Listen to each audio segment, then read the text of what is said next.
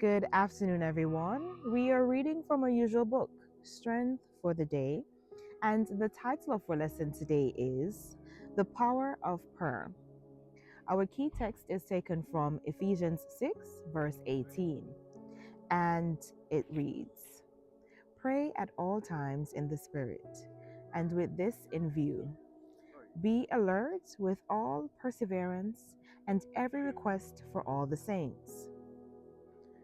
When I was growing up, I heard the claim that every woman has an overwhelming desire to become a mother.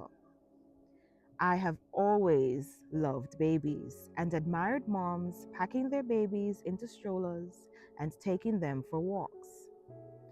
I longed for the day I would also become a mom, but I chose to get married after I had finished my schooling. Thankfully, my husband to be was patient enough to wait for me.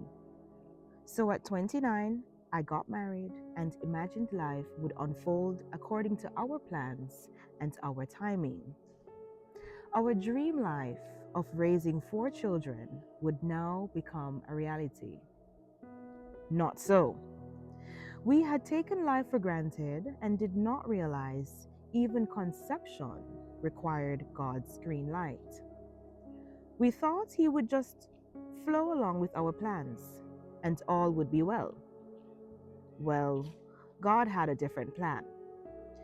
The months turned to years, and the years to almost a decade, and still no pregnancy. We followed all the advice and sought medical treatment to conceive, but to no avail.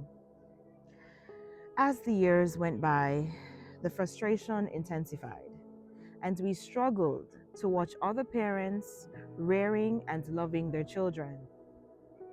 Thankfully, our merciful Father provided us with nieces and nephews to babysit and love like our own, even to this day.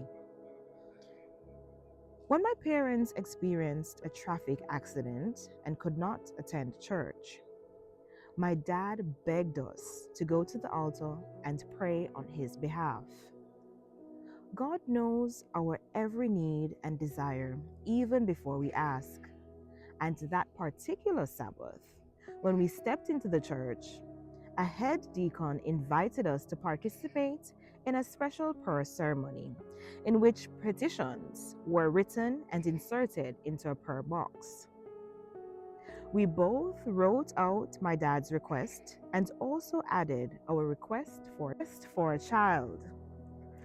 We later shared how we had poured out our hearts to God, and throughout the service, I was like Hannah, who went up to the tabernacle and prayed with great weeping.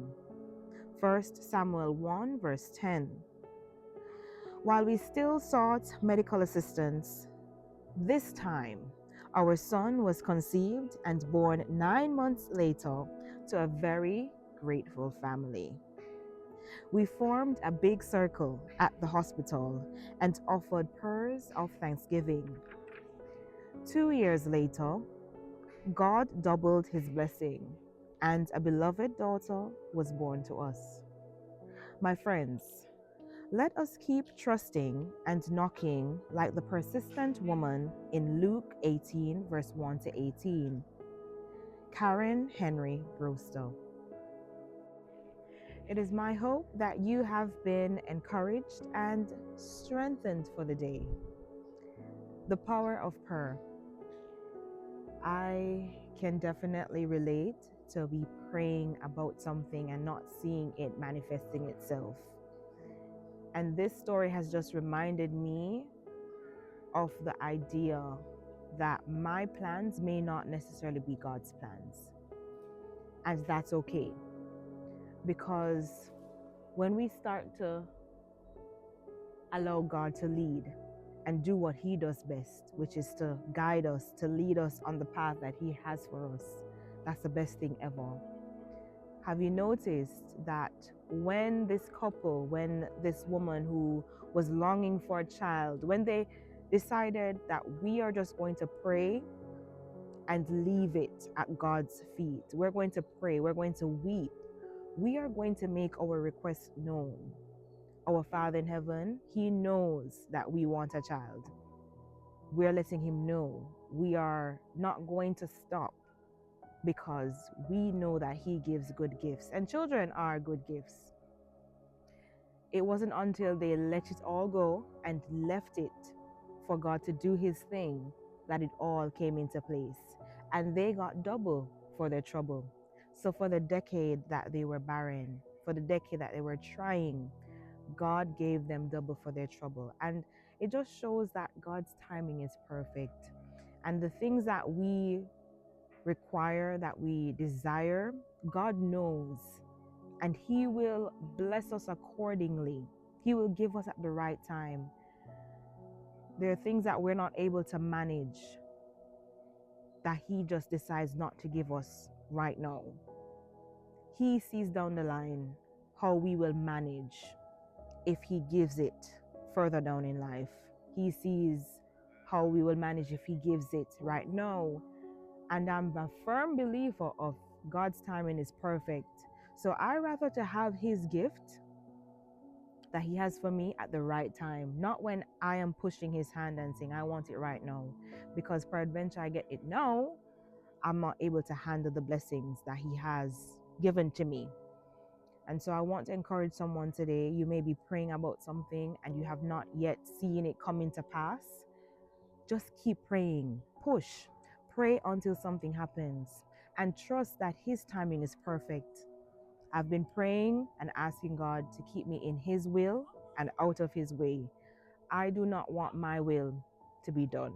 I have desires. I have things that I want Him to do for me. But if it's not according to His will, I'd much rather do without it. So let's continue to ask God to lead us, to guide us, and to keep us in His will and out of His way. There is power in prayer. Let's not think that our prayers are not being heard. He is hearing and He's answering. Let Him do His work. Let's not hinder the process. Let's not try to speed it up. Because when we try to speed it up, it slows down us receiving those blessings. So I'm reminding myself as I'm talking to you, and I hope that someone out there will be encouraged knowing that your blessings are on its way. Let's just trust God's timing. Let's just trust His hands, because when we can't see the way, He can. So thank you as always for tuning in. Please share this word with someone who you know may be praying for something, and let's just rally together, pray together, and trust His process. See you again tomorrow.